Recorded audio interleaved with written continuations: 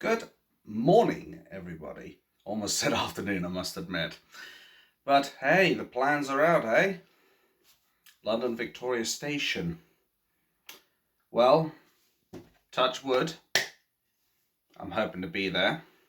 Obviously without the spoon, but it's the only wooden thing I've got in my household. Of course, you didn't come here to find out what's metal and what's wood.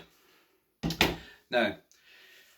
So, at the end of the day, the way I look at this is, as long as there's no serious emergency, as I've said before, and will reiterate, the only way that I am not going is if either I'm hospitalized, I'm killed, or one of my family members is in immediate bloody danger of being killed and what have you by some otherworldly force. But other than that, should be down there.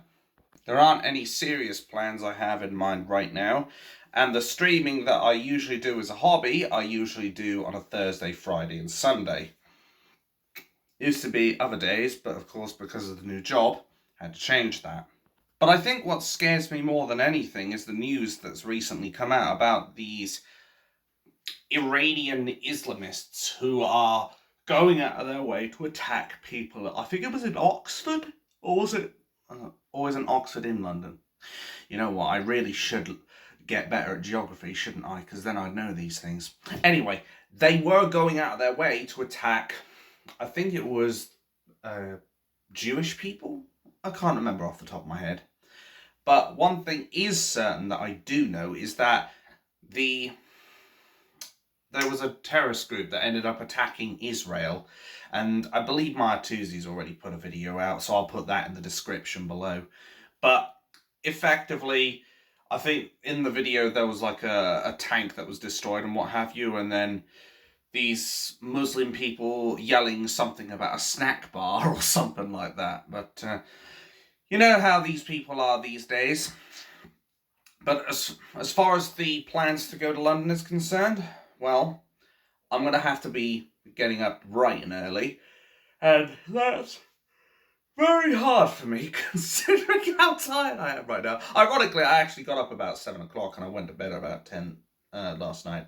But anyway, I'm going to have to be up bright and early so I can actually be down for London Victoria Street, ideally before 12, because I'm sure there's going to be a lot of people down there, number one, and number two, people who are going to want to see me in person. Especially some of the people who were around when my old channel was out, you know, the one which my sister threatened to disown me if I didn't delete it, because she was a lefty snowflake and she didn't like the idea of me making videos of me leaning towards the right. But that's family for you. So, as long as all goes well, should be down there. But I haven't also put out my videos that I was originally planning to put out, which was regarding Nigel Farage, and of course, regarding Keir the bullshitter. I mean, Keir Starmer. Or maybe I was right first time. Though, in Keir Starmer's defence, I think at this point, the guy doesn't even need to do any hard work. Rishi is the one who has to do the talking, and he's going to be the one bullshitting in this campaign, ironically, leading up to the 4th of July. All Keir Starmer has to do is keep his mouth shut, or at least talk as minimalistically as possible, and he's basically all but guaranteed to be in power. Of course, that's not what we want. We want people like Richard Tice, or unfortunately Nigel Farage, because he decided he was going to stand down, I think he said at one point. And then Richard Tice has come out and been a beavis and saying that he's been campaigning. It's all really fucking confusing at the moment. And I'm not sure what to bloody think of the whole situation. I mean, Nigel's got to make up his mind. He's either going to the US to help Trump and he's basically screwing us over, which personally I think he should be focusing more on the people at home first rather than Donald Trump, even though he could well be very helpful later down the line for all I know, rather than piss off to the US and leave us high and dry with basically not many other people who can have the charisma that Nigel Farage does. It's a shame, really, because I think we've all come to know that this guy is essentially the guy who does all the good talking, but unfortunately he's now also going to be known for basically ducking out at the last moment. Now, maybe it's a good thing that I also didn't do the video on Nigel Farage in the first place, because when I went in, I practically glued a gasket. Why the hell would I do that? Anyway, I practically blew a gasket on this guy, because I'm very impulsive, and generally when I first did it, I was just so pissed off at the fact that he was leaving. I didn't actually think of, well, what could he be potentially doing? Now, I can't obviously say what Nigel Farage's plans are, because obviously I'm not Nigel Farage, and I'm not sure I'd want to be, quite frankly. But I digress. I don't know what he's planning, but what I do know is I think reform, if he is deciding not to campaign, I think people will still vote reform. I know I will. But I think there would be a much more convincing message if they had the top guy at the top, rather than buggering off to some other country. Like, think about it. He's the guy who got us the EU referendum in the first place. He's the guy who basically forced David Cameron to give us a referendum. Because let's face it, if David Cameron had the choice back in 2016 or whenever, he would have absolutely laughed at the idea of us buggering off out of the EU. He was even saying in some of the videos, and even back, I'm not sure if the Farage video is still up, quite frankly, or whatever it was, but basically David Cameron was saying, we're not having a referendum, but then he was forced to. You know why? Because UKIP, with Nigel Farage at the helm, forced his hand. They were forced to give us a referendum because they knew damn well that Nigel Farage and UKIP would have done really fucking well at the polls. But of course, the mainstream media won't tell you this, because, say it with me, folks, it doesn't suit the narrative. They know he is a real threat. And now with him deciding not to be at the helm or standing for election, I can't help but feel the Reform's message is being, how do I put it, downgraded, shall we say. It's a shame. But I think what also scares me more than anything is the idea of having Labour in power in the first place. Because as I said, Rishi's the one who's got to do all the talking. He's the one with the pressure. The Conservatives have never been less popular in their entire career. Like, they're polling apparently at less than 20 points. And I'm not really a big fan of all the political polls and shit, but even I have to take notice of that. Because normally they'd be sitting on, I don't know, at least 30, 35, 40 points, something like that. But when they're down to less than 20, even I have to kind of notice that. It's just one of those things. Like, it's like if you stick a giant turd in the middle of my kitchen and you were to walk in, even you would either recognise the stink or you'd see the pile of shit that's coming out of here. Which, hey-ho, that would happen if I had somebody like David the Conman Cameron around here, but this isn't about constantly slagging him off, even though he is a piece of shit. This is about some of the other stuff as well, of what I think is going to happen at the polls and what have you. But ultimately it's down to us. We've got to make sure that we vote for a different party. Because, do you know what insanity is? And I know a lot of sheeple won't. It's doing the same thing over and over and over again, expecting a different result. Oh, I'll vote the Conservatives again. They're going to bring that migration down. And it goes up. And then they do it again. And then they do it again. And the same result happens. And that if you're expecting something different, that is literally the definition of insanity. So, we've seen them fuck us over multiple times.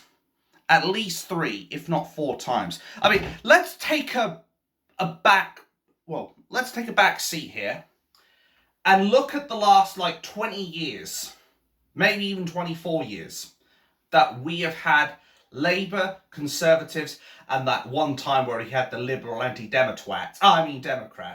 Or maybe I was right first time. So, we had Tony the Blair, or Tony the war criminal Blair, I should probably say, who sent us off to war on false pretense of WMDs in Iraq, caused hundreds if not thousands of soldiers to die. We then have Gordon the Blunderer Brown, or is it the Gordon the Bullion Blunder Brown? The guy who basically sold all of our gold at a fraction of the market price, as well as just being plainly incompetent. Then we had Nick Clegg, more like Nick Pleb, promised all these things and didn't actually deliver. Then we get to David the Con Man Cameron, who said that he would reduce net migration and that he didn't want us to leave the EU. He was forced to when he got a second term, I believe it was, because he was banking on the fact that people would remain in the EU. Not remain in Europe, but remain in the EU. They did Project Fear in attempts to tell us, oh, if we leave the European Union, all farming in Wales will cease, or housing crisis will be worse, or shopping will be dreadful and all that. And we didn't listen. We said, cut the crap, give us the vote, and we voted to leave. Then we have treasoner Theresa May, who basically gave us a Brexit in name only. She was not a true Brexiteer. For anybody who wants to make the argument of, oh, well, Brexit has been an unprecedented disaster and that we would have been better off remaining, the only reason that's particularly the case is because you didn't have someone at the helm who was pro-Brexit. A lot of the people who were in Parliament, the Houses of Treachery, would rather of us stay linked to the EU, whether it's by one of those little wristband things you get when you go to fucking conventions and what have you, or with the manacle on your leg. That's basically what we were to the EU, paying them £55 million gross a day. And what do we get in return? Uncontrolled immigration, no ability to control our own laws, no ability to control our own borders. That's what we got for staying in the EU. Then, we of course had Boris the batshit crazy Johnson. And I almost feel like I'm making a sexual joke with that. Anyway, there was Boris the batshit bonkers Johnson. The guy who everybody saw him for what he really was. A clown. He was not even a funny clown either. He was just a bad clown. And what did he accomplish? Can someone actually give me a list of things that he's actually fucking accomplished for the Conservative government? I don't think anybody would really be able to do that. He went. Then I think Saki Javid tried to be leader. Then I think Liz Truss, who only lasted, 3 or 4 weeks in power? She was literally the shortest reigning fucking Prime Minister we ever had. And now we've got a situation where we've got Rishi-Washy Sunak, who promised us all these things. People will be sent to Rwanda. We will reduce the migration numbers. And what have they done? They failed spectacularly. That's what they've accomplished. the Labour, the one liberal anti-Demo twat government, and of course the Conservatives. Labour, Con, and Lib. They've all done sweet fuck all for our country.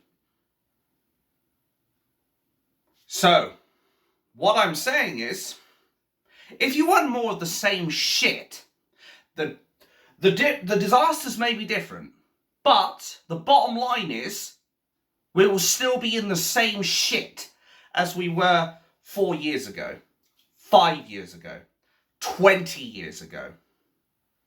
If you want real change, then stop voting for the government puppets of Lib, Lab, Con and Green.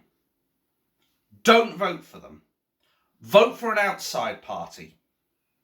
I don't even fucking care if it's the Monster Raving Loony Party, which my mum kept on telling me about. But we need a different party. And I think our best chance is with reform, quite frankly.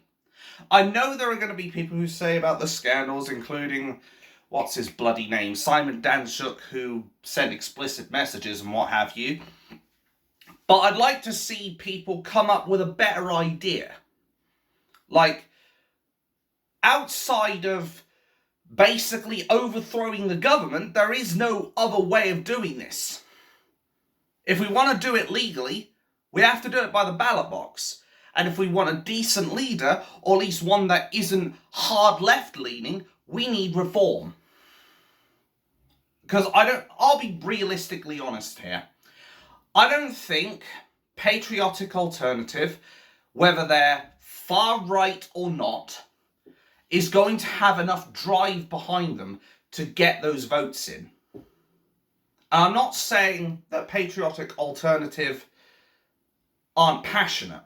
What I'm saying is, I don't think there's going to be enough people behind their message to push enough votes in to overpower Lib, Lab, Con and Green. Or even reform for that matter. I know it's a bitter pill to swallow for some, but you know what they say? When you pray for rain, you've got to deal with the mud as well. And the only other thing I can think of talking about right now is also some of the headlines that I've been seeing from the mainstream. Now, whether this is true or not, I don't know. But they're putting this idea out of we need to stock up on the essentials. So everyone go down to the grocery store, get your water and shit, go down to the fucking bathroom section and load up on all the toilet rolls you can carry. No. No. But in all seriousness, they are saying about stockpiling up on the essentials. Now, why would they say that? Normally, I'm very skeptical of mainstream news. But you have to put one and one together. And in my case, make six, not two. That's what a sensible person would do. Anyway, I have to put one and one together. Because Vladimir Putin, he's not a complete idiot. I know he's done some horrible things, i.e. the war in Ukraine. But he hasn't done this war unprovoked like the mainstream media keep bleating out. They had to eventually admit that it was a provoked war, which is still pretty bad, but there was a shadow ops or some kind of war in the shadows going on in Russia, basically, where Putin was being antagonized by this. And this was actually put out by Russell Brand. But effectively, Putin, he may not be all there, but nobody can say that he was doing this attack against Ukraine unprovoked. Bearing in mind, on top of all that, US and NATO have been pushing their weapons of mass destruction to the front lines and outside Vladimir Putin's front door. Now, I don't know about you, but I think even a cornered rat will show its fangs when it's in danger. So, what do you think's going to happen if Vladimir feels like he's having his home threatened, and the fact that Ukraine is thinking about joining NATO, do you really think he's going to want to have those consequences of, oh, Ukraine can just hop over the border and just try and fuck his shit up, all the while, or provoke him? They don't even need to go and invade him. They just need to poke the Russian bear with a stick, get him to attack, and all of a sudden, everyone launches their missiles at them. Makes sense? On top of all this, Vladimir has actually got weapons that can reach the UK. And while it would be far-fetched to say he would survive retaliatory strikes on the UK, what isn't far-fetched is that there would be casualties on both ends. Because if he does send a rocket flying over to us, which town do you think it's going to hit? We can't tell that for sure, but we do know it's going to hit UK soil, and I feel for the poor bastards who will end up getting hit by it. So, it does stand to reason why I'm reluctantly... I don't know how to put it. I am reluctantly paying attention to the mainstream media report of stock up on the essentials. I guess would be the most accurate way to say it. Am I gonna go out of my way and buy like 6 packs of Andrex? Probably not. But I do at least have to be tentative with this. Like, if shit does go down, we better make sure we're stocked, or we really will have a problem. Of course, I do hope that if it does come down to this, that it ends quickly and that minimal casualties are had on both ends. But, you know, it is what it is. We've got to be careful of this. Bloody flies are everywhere. Anyway, we've got to be careful. We've at least got to be tentative on this shit, if nothing else. That's pretty much all I've got as far as the news is concerned. But obviously I'm doing it all in one amalgamation because I wanted to put them up in separate videos, but I just... some of them, even at the last moment, I just felt like, nah, that won't do it. That isn't going to cut it, or this is going to put me in whatever. But, yeah, 1st of June, make your plans. I know what my plans are. Make sure I get enough fucking sleep, let me tell you. I am not oversleeping this shit, let me tell you. Oh, that would make me feel awful inside. But I will have to make sure, obviously, that I get my shoes on and what have you. Make sure I'm able to walk up there. And we'll see what happens on the 1st of June. Starting off at London Victoria Station, making our way to the Parliament Square, I believe. Hopefully, the police will play ball. If they don't, they will only showcase exactly why Tommy Robinson is doing this protest. They will only showcase why the British people have nothing but absolute contempt towards the British police. And they will showcase, more importantly, that they would rather protect terrorists than their own people. As said before as well, there is going to be a counter-protest that I'm hoping the police are not going to throw us a curveball on and put us right in the middle of it. But I have to assume that they're going to try something. I'm going to have to assume the mainstream media are going to try something. They've done it before. There's no reason why they can't do it again. Think about it. When Tommy Robinson, back in the 2010s, I believe, held a protest in Manchester, he even told... no, he didn't tell Antifa. I don't think they'd have it. But he told the police that Antifa were head in one specific direction, and he was telling the police, do not lead us down there. And they proceeded to lead them down there anyway, or lead Antifa into them. That's why you can't trust the police. Because they can, and if they have half a chance, they will attempt to fuck us over. Left, right, and centre. They will do everything they can to discredit this two-tier policing protest and to discredit the release of the documentary known as Lawfare. We'll see how that goes then. But the police had better be very careful with who they try to fuck with. Because I am concerned there may be infiltrators. And how you spell that again is up to you. But I'm worried that there are going to be infiltrators in here that are going to end up going after the police. And it could kick off something massive. And I don't want to be in a situation where I'm recording as best I can and all I see is blood in the streets or people being hauled away in the back of meat wagons. I don't want that. I don't want a violent protest. I want this to be done peacefully and by the book. But I am worried that we may end up seeing something like that. And remember, there are going to be people who don't have that patience, who may finally decide they've had enough. And if they decide to take the wrong action, we could see some very, very, very ugly scenes in London.